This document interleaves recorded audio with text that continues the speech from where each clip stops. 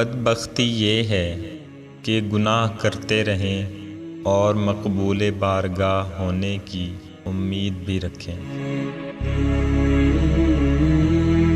اگر مالدار بننا چاہتے ہو تو ضرورت سے زیادہ طلب نہ کرو، یہی سب سے عمدہ دولت ہے۔ ادب کے ذریعے اپنی عزت اور علم کے ذریعے اپنے دین کی حفاظت کرو۔ اللہ سے ہر حال میں ڈرتے رہو، بے شک جو کچھ تم کرتے ہو اللہ اس سے آگاہ اور باخبر ہے۔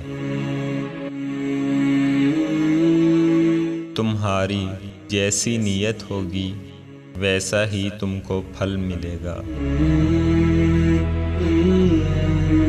سچا تاجر ایمانداروں، صدیقوں اور شہیدوں کے ساتھ جنت میں رہے گا۔ حیا اور کم بولنا ایمان کی شاخیں ہیں، دنیا کی محبت ہر برائی کی جڑ ہے۔ جب کوئی قبر کے پاس سے گزرنے والا سلام کرتا ہے تب اہل قبور سن کر جواب دیتے ہیں۔